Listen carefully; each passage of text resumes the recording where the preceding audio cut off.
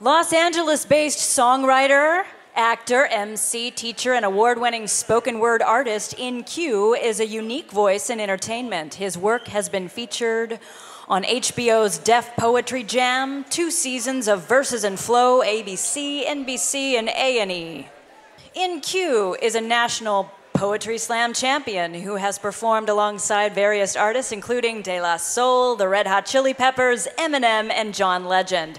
His one-man show has toured nationally since 2009 and has been seen at over 70 universities across the country. Ladies and gentlemen, In-Q.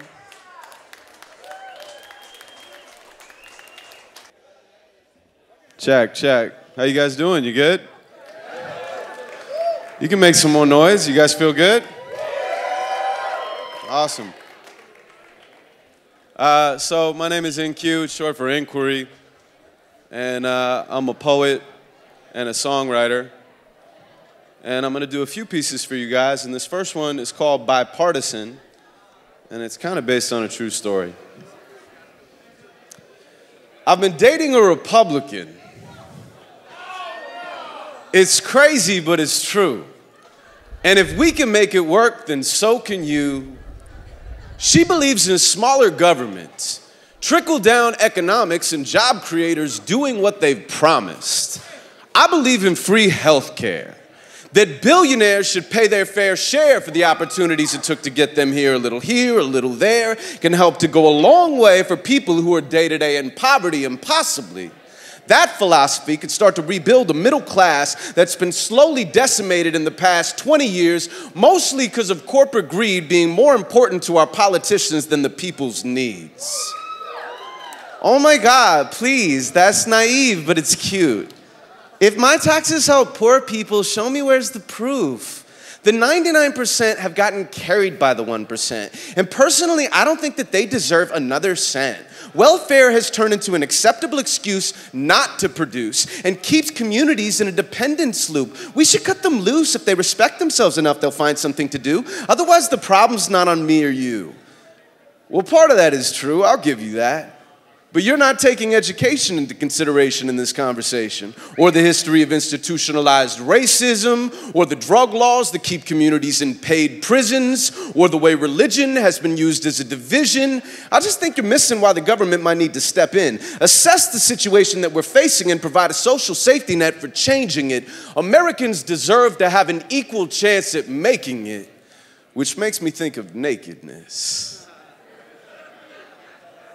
Anyway, you get the point I'm trying to make. Plus, you're sexy when you're mad. Can I go down on you like a fire escape? At first, she laughs. Then she straightens out her face and asks, wait, how do you explain Obama then? We're beyond the past. Hate is hate. Our country's in a better place, so it's not about race, it's about rights, and those should stay within the states. Okay, I'll play. Just because Obama got elected doesn't mean our system as a whole has been perfected. That's subjective. And we are the United States. That's why we had to have a civil war from 1861 to 1864. Wrong, it was 1865. I just looked it up. And either way, our debt's a bigger problem than our social stuff. We owe $17 trillion and it's going up with no sign that it's slowing up. Barack is spending money while the debt clock is blowing up. The stock market's going nuts. Hold it up right there, because that is totally unfair. Bush put 2 wars on a credit card for 8 years. Now Obama's paying for it, and you want to go blame him for it? What the fuck else is he supposed to do? He can't ignore it. Why are you yelling?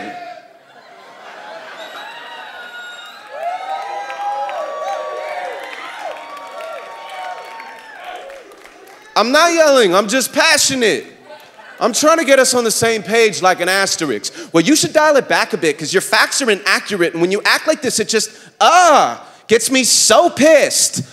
I mean, it's only common sense. Look at how the Congress spends. It's more than just defense. We're careening off the fiscal cliff. We need to get a grip before complete collapse. Unemployment would be double digits if they didn't cheat reporting stats. Yeah, according to Fox News, perhaps. Fair and balanced, my ass. The only stats that they count is cash by perpetuating fear for commercial revenue and pushing Rupert Murdoch's right-wing agenda through your living room.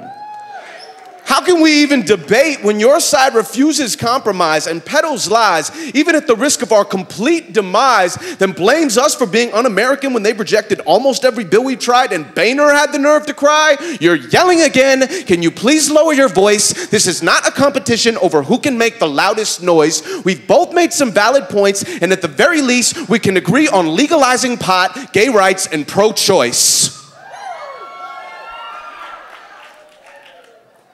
I'm not a bad person. I never said you were a bad person. Baby. In fact, I'm certain you're a great person. That's why you're all up in my head like a brain surgeon. And usually you have me wrapped around your finger like a sea urchin. But politics can turn me into an insane person. Seriously, I'm sorry for the fucking cursing. I pause and wait for a response. She stares at me with crossed arms. She leans in for a little kiss, so I pucker up my puny lips. You want to watch some Fox News? I promise not to blow a fuse. How about we watch some BBC? That way it's neither you or me. She crawls into my open arms. I hold her close and all is calm. You know I love you even when you're wrong. But hopefully you'll never try to have this conversation with my mom. Thank you.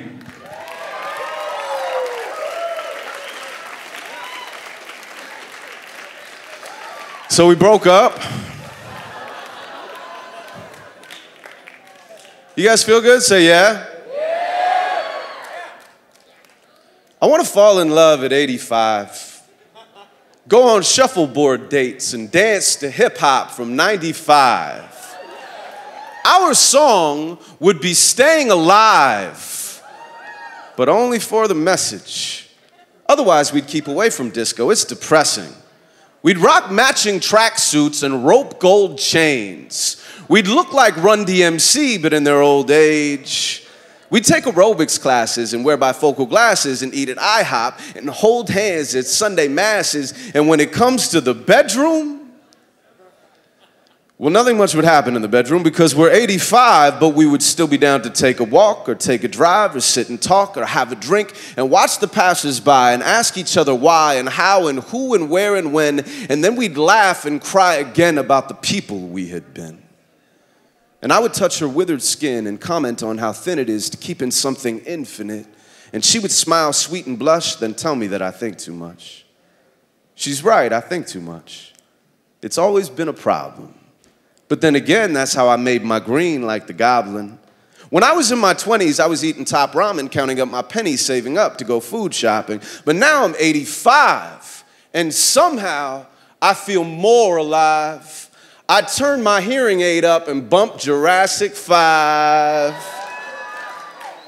I read the sports page while she peruses classifieds. We like antique stores, garage sales, and barter buys. We got the box set of Louis at a bargain price. We've watched it so much that we have the lines memorized. We sip on Mai Tais and sunbathe at public pools. We both have season theater passes to the Sacred Fools. And when it comes to the bedroom, shit.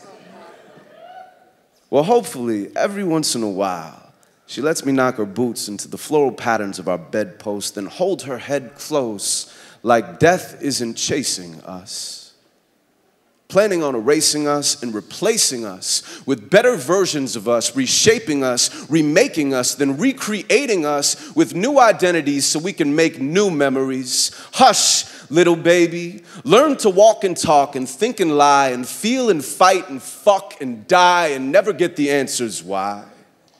She dips a joint of grass in wheatgrass and we get high.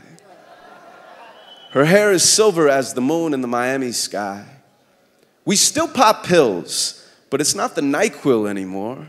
Whenever we can't sleep, we listen to the ocean floor. She got a Sound of the Sea CD from me from the Brookstone store, and ever since I've been snoring like a... What the fuck is that word? It's,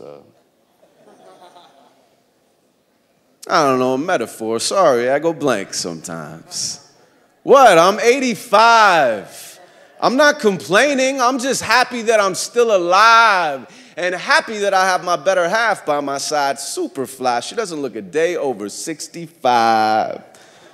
When I first saw her, I was totally in awe. She was classical, so I was like, yo, yo, ma.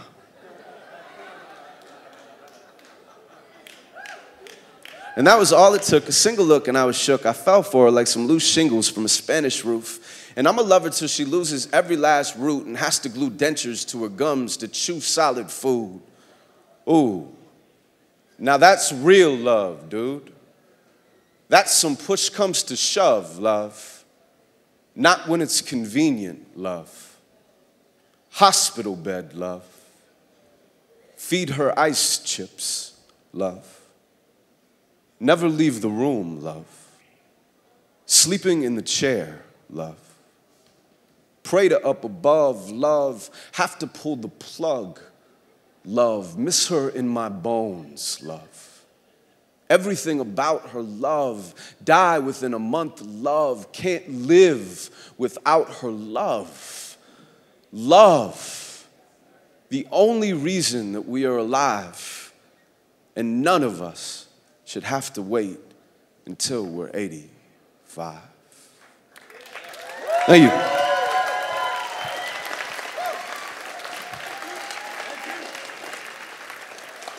Thank you.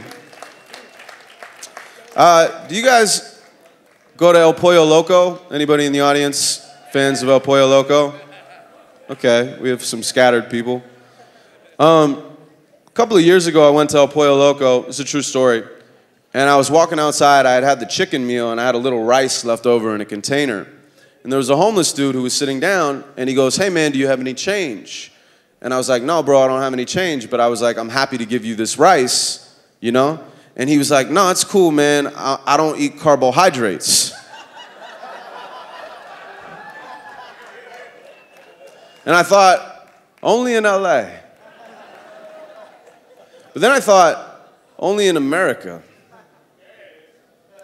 I've got a crystal house for my missile mind that locks onto the things I wish were defined. In a blanket of stars or a ripple of time where we get to stop, pause, fast forward, or rewind. See, we are all going nowhere. So I became a nomad with no cares, a notepad scribbling soothsayer, a truth slayer with a pen as a sword, swinging a cyclone simile the same as before. See, I am trouble devised inside a subtle disguise, in a fake little bubble with a city inside. It's all marketing lies, because 5 guys in a high-rise decide to supersize your fries. So now you've got an ass that is big enough to ride, and you could start a fire from the friction in your thighs. You're sitting on your Velcro couch with a chicken pot pie and a cell phone pouch and a flat screen life like, I'm about to buy a bunch of shit that I don't need. What? I got a credit card. I could afford these. I'm going to get a bigger car. I'm going to get a bigger house. I'm going to get an iPhone. I'm going to get a leather couch. I get a gym membership that I won't use. I'm going to pop prescription pills and drink booze. I'ma cap my girl fake boobs. I'ma get a pair of baby alligator shoes and a 3-piece suit. I'm a legend in my own mind. I vote Republican, but I work in the coal mines. I got a fat gut, ain't a George Foreman grill. I got a MacBook loading up my acting reel. I got a pool that I never clean. I'll take a Hummer limousine to the Evergreens, hunt with an M16 and kill everything. I got a barbed wire tattoo because that shit looks menacing. I leave the house with the lights on. My favorite part of the day is feeding mice to my python. I don't believe global warming exists. It's a myth. Scientists have invented the shit. And I admit there's some climate differences, but that's it. It's just a normal planetary chip. Dude, get a grip. I drive a Mustang, so my mustache is a must-have. I wear a musk that is made from a muskrat's nutsack. I have a Snuggie, 2 pending lawsuits, and a daughter that is thin enough to hula hoop a Fruit Loop.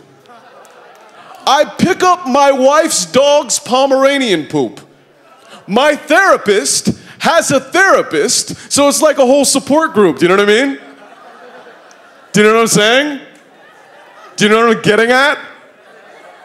See, I'm pro-life and I'm pro-death penalty, and essentially the pressure has been fucking with me mentally. God, tell me what to do. I know that no one is as hypocritical as you. Isn't that true? Oh, we should get some new shoes. Let's hit the mall, y'all. Shop until we feel used. I want it all. Call Janie. Tell her where we are. Well, fuck it. She can just record it on her DVR. I'll text her from the car, but bring me Xanax, because Amber's dating Xander and it's making me all manic. I saw them at the Standard getting hammered and I panic. I just don't understand it. He's taking me for granted. I haven't felt this bad since I saw the Titanic, and to be perfectly candid, I can barely stand it.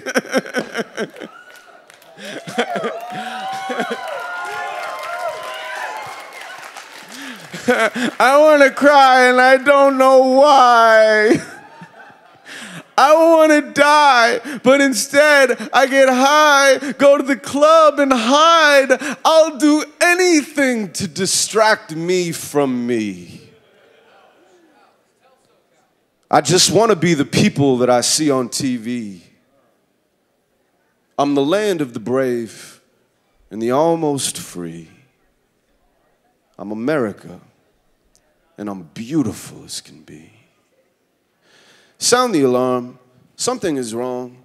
People are tired of living a con, waking and working and walking away with a payment that barely can cover their cost. Plus, they're discovering flaws. Look at the government, totally lost, tending to bend to the corporate agenda depending on how they can render the laws. Open the doors, turn on the lights, see how they scatter from out of your sight. Take in the data, because all of it matters, and mind over matter's a matter of time. Blind, deaf and dumb, running away from the weight of the way that the world is confined, wrapped in a rhythm, we're rats in a system that's trapped in religion and money and pride.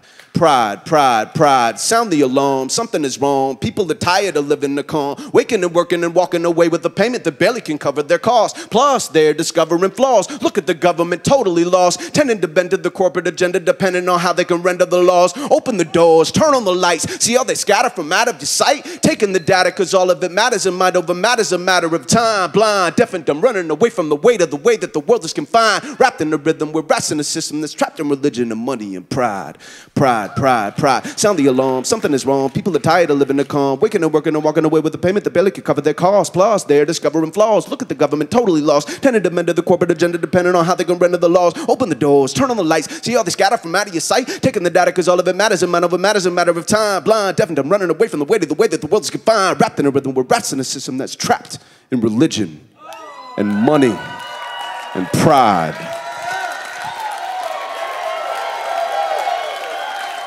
Thank you.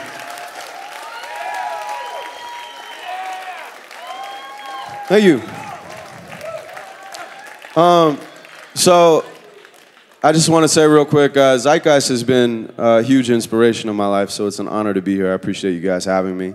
And if you're interested in me, it's INQ, so you can look it up on all social media stuff. I'm pretty easy. I'm going to do one more piece, and then I will let you guys get on with the rest of your evening. Feel free to come up and say hello to me afterwards, and you've been an awesome audience.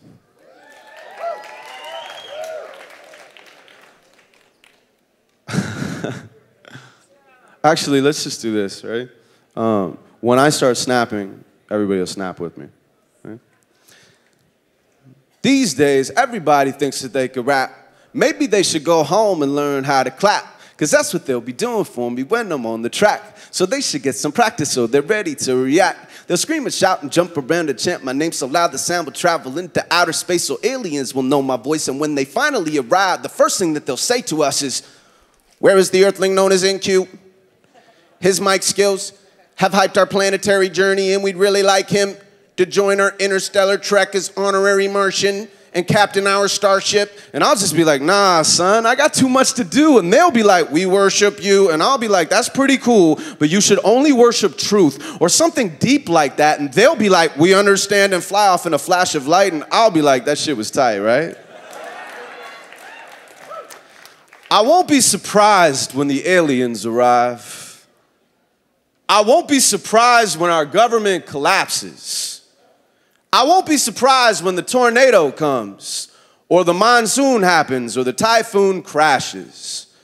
I won't be surprised when I start seeing ghosts, or a tsunami wipes out the whole West Coast, or an underground volcano vaporizes Sweden, or Hawaii has a snowstorm that rivals those in Cleveland. I won't be surprised when machines take over. They tried to tell us in the Terminators and the Matrix. I won't be surprised when the zombies attack and start roaming through the streets biting off people's faces.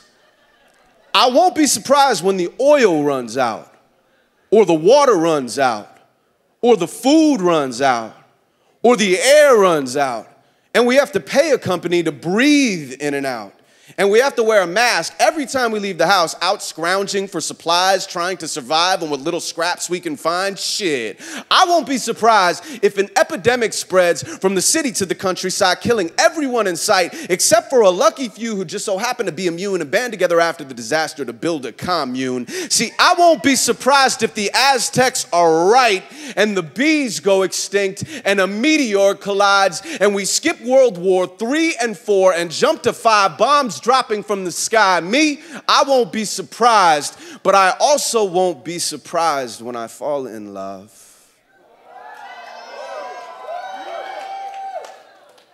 And I won't be surprised when technology advances. I won't be surprised when we break the time barrier and give new meaning to the term second chances. I won't be surprised when we cure all disease, or we learn to operate beyond our personal needs, or we build a machine that can record our dreams and project them so we can analyze every scene. I won't be surprised when we legalize drugs and then use all the taxes for public education. I won't be surprised when we feed the whole world with a seed that they created in a laboratory station. I won't be surprised when corporations start taking moral responsibility for what they do and stop shipping jobs overseas for slave labor and then using the global economy as an excuse. I won't be surprised when religion doesn't matter, and country doesn't matter, and color doesn't matter, and gender doesn't matter, and preference doesn't matter, because in the end, matter doesn't really even matter. So I won't be surprised if we fuck until we're one race, then colonate a planet somewhere out in outer space where we figure out that human cells are really just universes making up a different person in another time and place.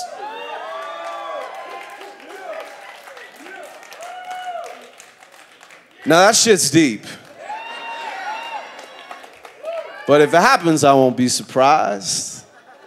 I'll be sitting back like, I swear I tried to tell you guys. I'm in Q. Thank you very much. I appreciate you having me tonight. Thank you.